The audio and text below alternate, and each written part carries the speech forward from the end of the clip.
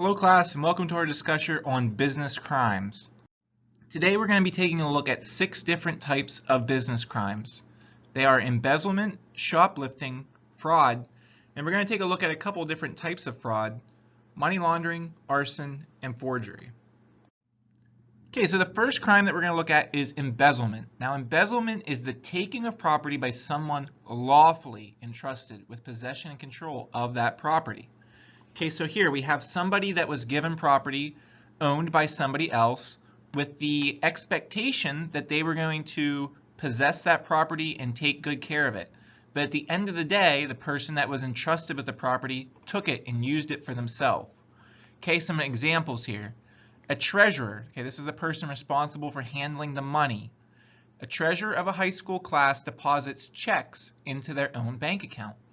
Okay, the treasurer has the responsibilities of making sure that the checks that they receive for the high school go into the high school bank account. But in this example, that person is putting the money into their own bank account. That is embezzlement. Okay, a financial advisor takes money for retirement but buys a new car for themselves instead. So typically, as you save money for retirement one day, you're going to give that money to somebody to manage it, a financial advisor. They have the responsibility to manage that money responsibly. Okay, they can't go out and use it for themselves. If they do, that is a form of embezzlement. Our next crime is shoplifting. Okay, shoplifting is pretty straightforward. It's when we take goods from a store. So if we walk into a grocery store and we just start to take, groceries off the shelf without paying for them, that is shoplifting. Okay, this is a specific type of, what other crime did we learn? We learned about larceny, okay? Shoplifting is a form of larceny. Okay, there's a significant impact to you. Even though you don't shoplift, it costs stores millions of dollars every year. Okay, they're losing their goods that they're trying to sell without collecting any money for them.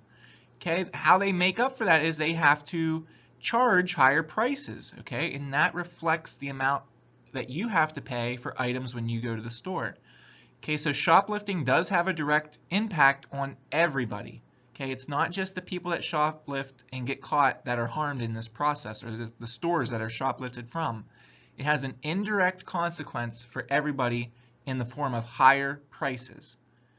Okay, another point with shoplifting, you can be convicted without even leaving the store. So if you're walking around and you're concealing goods in a sweatshirt or in your pants, even though you haven't left the store yet with the items, you could still be convicted of shoplifting. Okay, you're giving the appearance that you're about to try to steal those items. So our next crime is fraud. Now, fraud is a very broad term, and a lot of different specific things fall under the umbrella of fraud. But what fraud is, it's a person or business engaging in some type of deception. Okay, they're being deceivious. They're trying to fool people, okay, to obtain money or property. Okay, they're trying to trick people into getting their money or property. We're going to look at 4 types of fraud: corporate slip and fall, mail fraud, wire fraud, and insurance fraud. So corporate slip and falls, what is this? It's when you fake an injury, okay, in the hopes of obtaining money from a business. Okay, so if I walk into a store and I pretend to slip on a puddle in the floor and, I really didn't slip, I'm just faking it, that would be an example of a corporate slip and fall. I'm doing it in the hopes of trying to sue the company to get money, okay?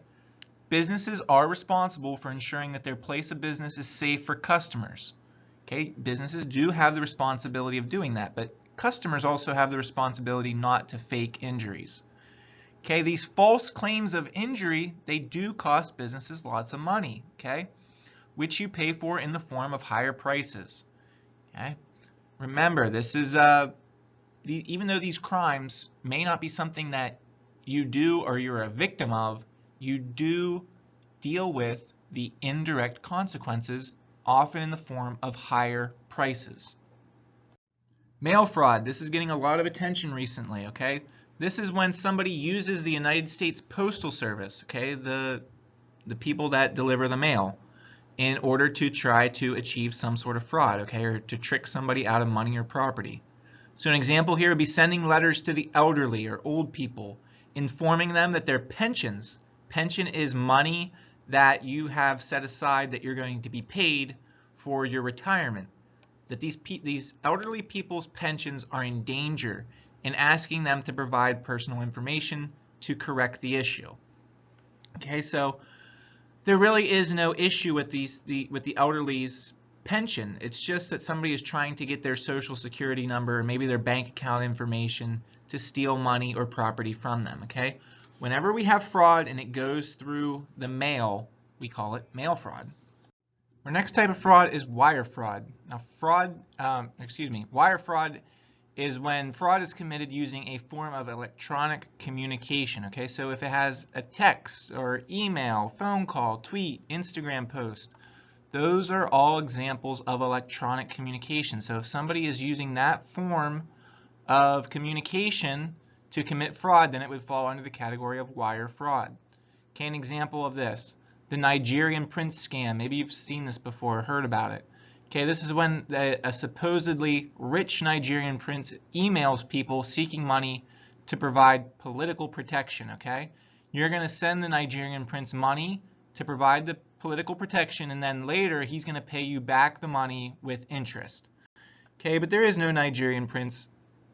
It's just somebody using electronic forms of communication to try to get people's money. Okay, it falls under wire fraud.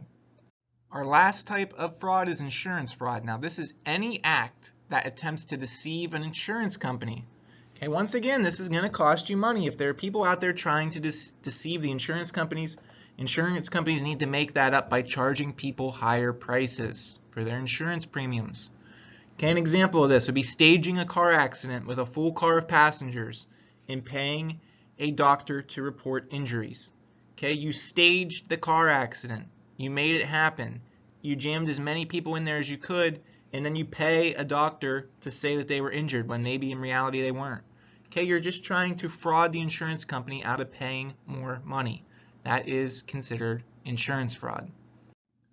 Money laundering. Money laundering is the practice of taking money obtained illegally and putting it into legal businesses. Okay, so somebody is out there, they're doing something illegal and they're making money on it, and then they're going to put that money into a legal business. Okay, anyone knowingly involved can be prosecuted. So even if you're the person not doing the money laundering, but you know about it and you don't say anything, you can be convicted of this. Okay, this is a crime that's sort of best explained through an example. Okay, so there's a criminal organization out there. They're going to open a chain of car washes, and they're going to put illegal gambling profits into the business. Okay, they're taking dirty money that they obtained through illegal gambling, and they're going to put it into a legit or a clean business like car washes in order to take that money and put it into a bank. Okay, you can't just walk into the bank with loads of cash and not get questioned about it. But if you come in and you're posing as a car wash owner and you have a lot of cash, well, then it makes sense. Things add up. Okay, it's money laundering. You're taking dirty money or illegal money and you're running it through a clean or illegal business. That's how we get the name money laundering. Now, arson is the willful and malicious means with an intent to damage, burning of a building. So anytime we have willful and malicious burning of a building, we're going to call that arson. Okay, this can happen sometimes if a business gets into financial trouble. Okay, what they might try to do is burn down their business and try to collect insurance money. Okay, so not only would they be committing arson, but they would also be committing insurance fraud. Okay, double illegal actions going on there.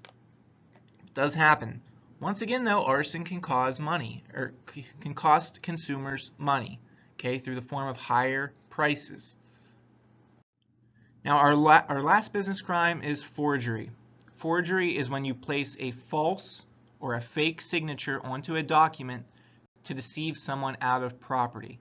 Forgery is a felony. Felonies are our most severe crimes. You cannot put a fake signature onto a document in the attempt to get property or money. Okay, the property does not need to change hands. Okay, once you sign it, once you give that false signature, the crime is done and you've committed it.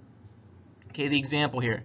If somebody goes out and they steal checks and then they put somebody else's signature on those checks to try to cash them at the bank, they're going to have committed forgery. Even if they didn't take any of the money, they still put their fake signature onto the checks, and they have committed forgery. Alright, so this concludes our discussion of business crimes. If there are any of the crimes that you still don't understand, go back, re-watch that part of the video, and then if you still have questions, please feel free to reach out to me and I will help you as soon as I can. Thanks.